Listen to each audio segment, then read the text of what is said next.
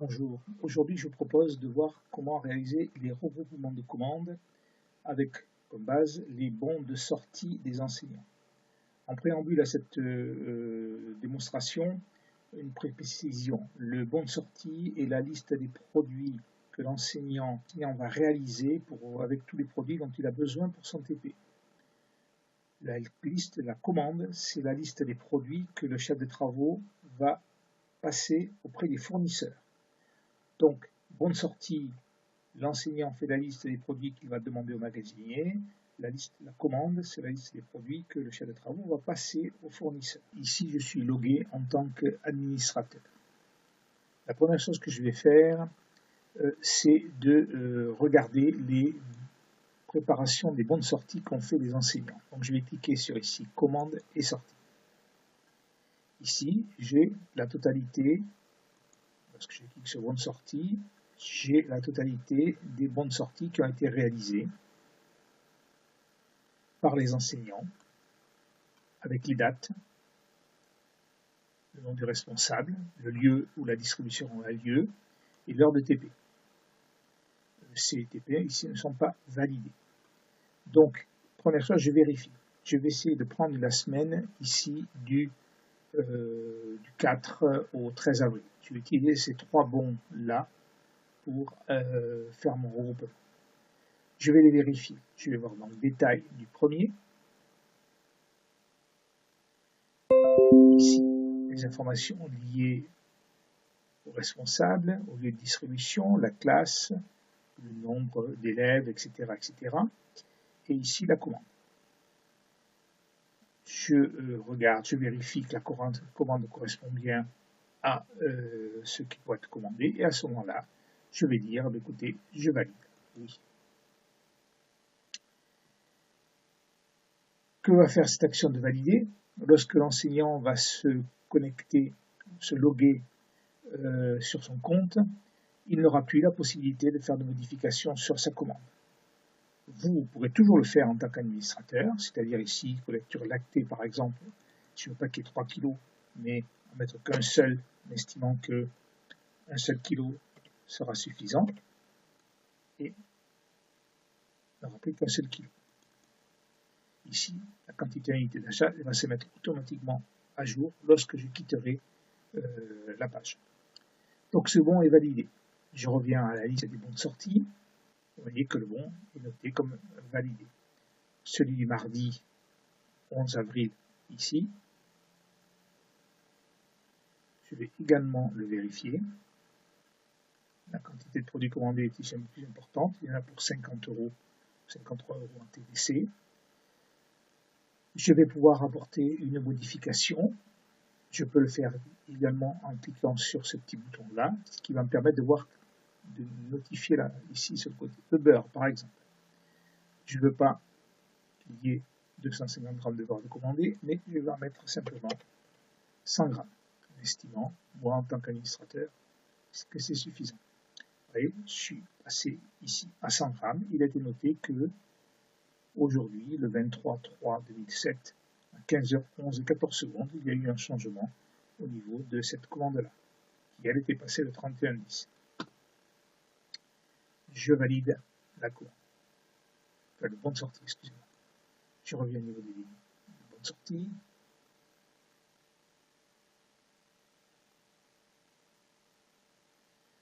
Et je vais vérifier celui du 4 avril. Cette vérification va être faite sur toute la période dans laquelle on va faire un regroupement. En règle générale, au niveau de la plupart des lycées qui utilisent le système, les regroupements se font sur la semaine. Alors, il y a un système qui permet de pouvoir déjà faire un petit premier tri. Ici, je vais travailler du 4 au 13 avril, donc du lundi 3 jusqu'au vendredi 14. Je peux prendre tous les bons existants entre les deux dates en cliquant ici donc sur bon de sortie entre les deux dates. Je vais mettre la première date, avril 2017, donc du 3 avril au mars 14 avril, et on a les trois bons que je viens de vérifier. je peux me permettre ici, en les cochant, de les imprimer. À quoi ça sert? Ben, ça va tout simplement servir au magasinier d'avoir les paniers à préparer pour chaque enseignant, pour chaque TP. Une fois que ces bons de commande, ces bons de sortie ont été validés par le chef de travaux et également par la personne qui est chargée de faire les commandes, on va passer au niveau du regroupement. Je vais regrouper ici toutes les commandes pour permettre simplement de regrouper, par exemple, la farine, faire une seule commande sur la farine, sur les fruits, sur les légumes, etc. Ici, je n'ai que 3 bonnes sorties, mais en règle générale, sur un lycée moyen, on peut avoir jusqu'à 13, 14, voire 15 TP par semaine, donc regroupement de 15 TP. Je vais créer le bon de commande comme suit. Ici, la personne chargée du regroupement. Ici, c'est ouvert sur la personne qui est loguée, donc sur moi. Le nom du bon de commande. Je vais marquer ici SANEC. La section qui est concernée, hôtellerie. La date du début, on va dire que c'est au mois d'avril. Et on a dit que c'était début le 4 avril. On a dit que c'était avril. Le 3 avril jusqu'au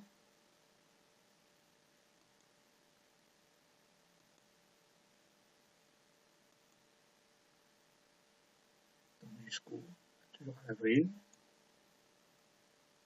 jusqu'au 14 avril. Et je valide. Voilà. Donc on a bien le bon de commande peut être créé par l'auteur, donc j'ai donné un nom, la section qui est concernée, pour qu'on précise la section, et tout simplement pour permettre ensuite de pouvoir faire des calculs, des synthèses par section. La date de début de cette commande et la date de fin. Ici, un regroupement sur 15 jours. Je vais créer le bon de commande. Ce bon de commande s'ouvre. On a bien toutes les infos, la date de début, la date de fin, la section, le nom de l'auteur et son nom. Ici, j'ai plusieurs possibilités. On peut ici calculer le détail de la commande, toutes sections confondues. Et on peut calculer le commande sur la section hôtellerie, chose que je vais faire ici. Si vous travaillez sur plusieurs sections et que vous voulez faire qu'un seul bon de commande, vous choisissez une section soit vide ici, soit hôtellerie si vous voulez, hein, ça n'a aucune importance, et vous calculez le détail de la commande de toutes sections confondues. Si vous avez des commandes qui sont passées par des enseignants pour des classes qui sont de service aux personnes par exemple, ou de BTS diététique, elles seront regroupées avec l'hôtellerie, et ensuite redispatchées à l'aide des bons de sortie. Je vais ici calculer la commande pour la section hôtellerie. Donc je vais cliquer ici, calculer le détail. On m'indique que le regroupement qui porte le nom ici est effectué pour la section hôtellerie et que le prix de revient de la commande s'est exprimé avec la mercuriale pour référence. Retour à la commande. Et ici, j'ai la totalité des denrées commandées. Tout ça classé par fournisseur. Le premier fournisseur, deuxième fournisseur, ici on a les choux, brocolis, docali au petit pois, pain de mie, miel, raisins secs. Pour des raisons simplement de démonstration, les produits ne sont pas systématiquement correctement classés.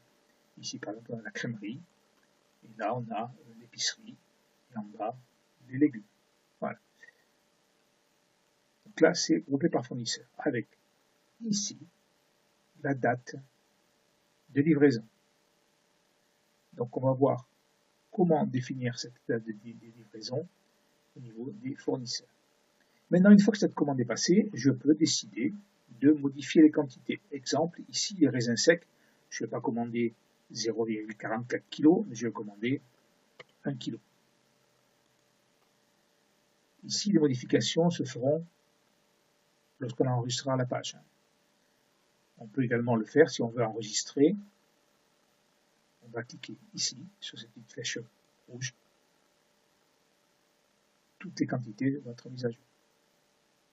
On peut le faire uniquement quand on a modifié toutes les quantités. Raisins secs, donc je regarde, vous voyez, 1 kg. À 4,12, 5, on a toutes les quantités qui ont été mises à jour. Je peux faire des modifications ici. également. Raisin sec, je vais mettre 1 kg, mais j'en mets 10 kg.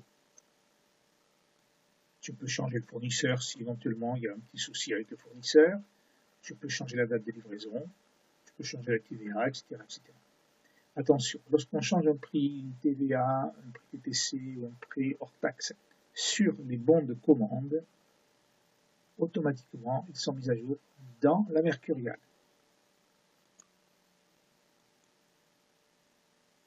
Je mets à jour. Voilà, raisin sec, on est bien passé à 10 kg. Et les quantités, les prix ont été mis à jour. Et 4,50 € le kilo.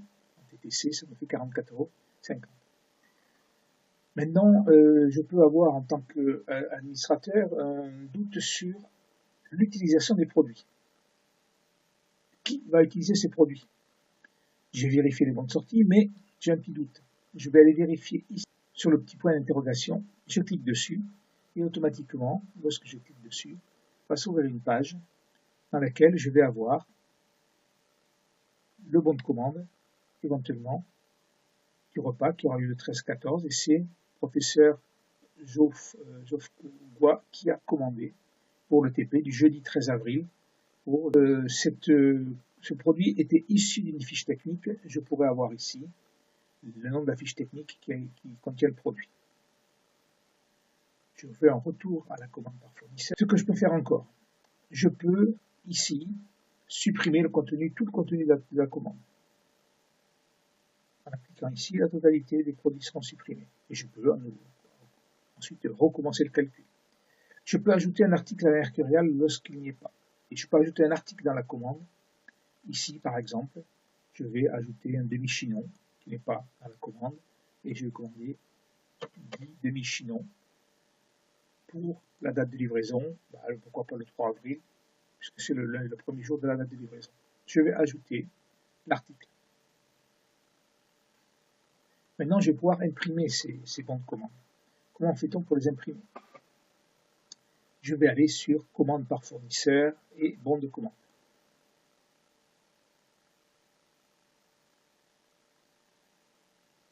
Ici, je vais choisir les fournisseurs. Dans cette liste, uniquement les fournisseurs pour lesquels des produits ont été commandés. Je prends le premier. Ici, j'ai une quantité, donc on sait qu'il y a pour le 4,1. Je vais pouvoir sur le bon de commande, et comme tout à l'heure, éventuellement modifier les quantités, jouer sur les quantités ici également. Ça se jouera à la fois sur les deux panneaux, mais là vous aurez les bons de commande par fournisseur, plutôt que d'avoir des commandes complets classées par fournisseur, mais là vous avez une possibilité d'avoir un seul fournisseur à l'écran. Voilà. Maintenant on va passer à l'établissement des bons de commande. Bons de commande à imprimer. Bon de commande distincts, c'est-à-dire qu'ici on va voir la liste des fournisseurs. Lorsqu'il y a un seul fournisseur, ici, le fournisseur pour le 3-4, ce fournisseur n'a qu'une date, une seule livraison. Donc je vais pouvoir imprimer en cliquant ici. Je vais avoir un bon de commande qui va être adressé au fournisseur, qui peut être imprimé.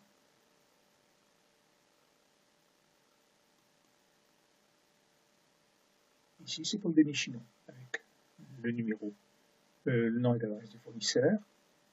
Ici, le client, donc le lycée.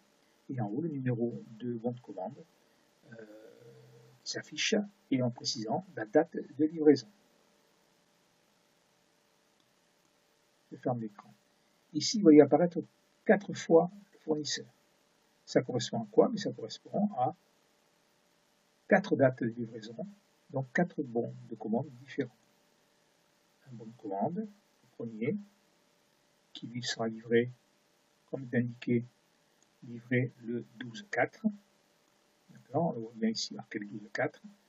Si je reprends le même fournisseur, on avait le 12-4, là je vais cliquer sur celui-ci, on va pouvoir avoir le 7-4.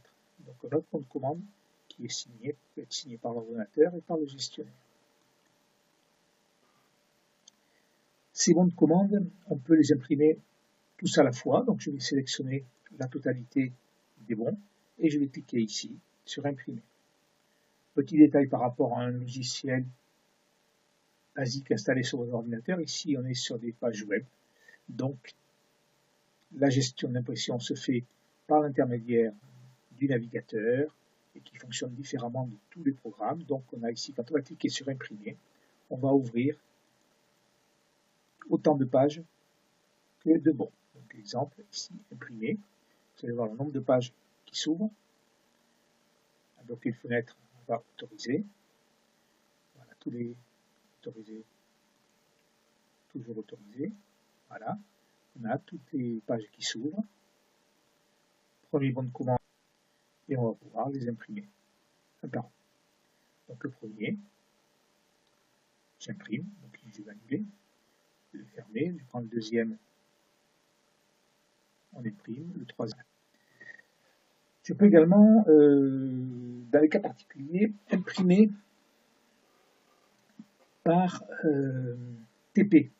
C'est-à-dire que lorsqu'un bon de commande, par exemple pour la viande, est destiné à être partagé par la suite en 3 TP, ben je peux imprimer par TP, c'est-à-dire pour ce fournisseur-là, je peux imprimer ici, et je vais avoir un bon de commande qui me dit le destinataire, ici il n'y en a qu'un, et si j'avais plusieurs destinataires, il y aurait plusieurs lieux. On va essayer de trouver un où il y a plusieurs destinataires. Toujours qu'un seul destinataire pour un seul TP. Un regroupement, on va essayer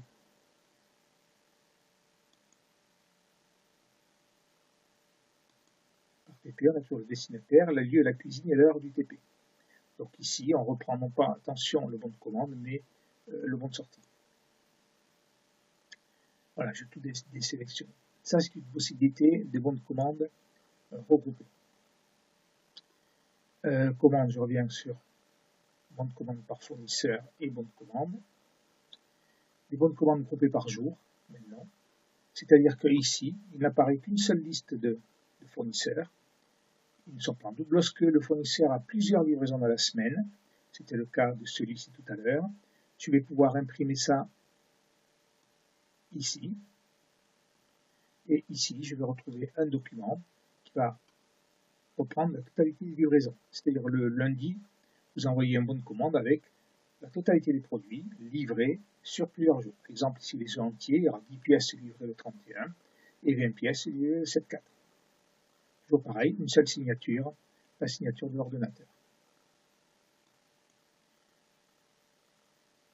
Je retourne à mes bons de commande. Voilà. Voilà à peu près le fonctionnement des bons de commande. Avant de terminer la démonstration, vous avez vu que lorsque les bons de commande ont été passés pour une journée précise, exemple le 4 ou le 7, parce que le bon de sortie sera fait ce jour-là, donc on a besoin du produit le 4, il se peut également qu'on ait besoin le 6 et que le fournisseur puisse livrer 2 fois ou 3 fois par semaine. Le calcul au moment du regroupement se fait en fonction du jour de livraison. Donc je vais revenir à la liste des fournisseurs. On va aller voir les fournisseurs. Lorsqu'on crée un fournisseur, ici la liste des fournisseurs existants, on va définir, par exemple pour celui-ci, sur le nom du fournisseur apparaît toutes les informations liées au fournisseur, et dessous, les dates de livraison. C'est-à-dire que là, ici, les jours d'utilisation sont les jours pour lesquels sont réalisés les bons de sortie. Un enseignant commande un produit pour le lundi, un autre le mardi, un autre le mercredi, etc. Et ici, on va définir quel est le jour où on va livrer le produit qui va être utilisé le lundi. Quel est le jour où on va commander le produit qui va être utilisé le mardi. Le jour où on va utiliser le produit qui est utilisé le mercredi, etc. Ici, dans cet exemple-là, la livraison a lieu une fois par semaine, donc tous les produits sont commandés le lundi. Mais on peut imaginer par exemple que à partir du jeudi, il y ait une autre livraison, et donc on peut imaginer qu'à partir du jeudi, on puisse dire, ben, le jeudi, on va utiliser des produits beaucoup plus frais qui vont arriver le jeudi, et donc le vendredi, le produit va utiliser également arriver le jeudi, dans la deuxième livraison de la semaine. Ici, le jeudi, pareil, je mets à jour. Et bon, le dimanche aussi, on remplit la semaine, c'est une question informatique. C'est vrai que les listes ne fonctionnent pas la semaine, mais au moins on est sûr que la totalité des jours sont pris en compte. On a le jeudi. Et le lundi, les produits n'arrivant que, par exemple, vers 11 h le matin, il se peut que les enseignants aient besoin du produit tôt, vers 8 h le matin, 8 ou 9 h. Donc on va se dire, écoutez, plutôt que d'attendre que le produit arrive, il vaut mieux le faire livrer la semaine d'avant. Donc je vais aller ici le lundi, et je vais dire, je veux que ce soit livré le jeudi, semaine moins 1, la semaine précédente. Je vais préciser l'heure de livraison.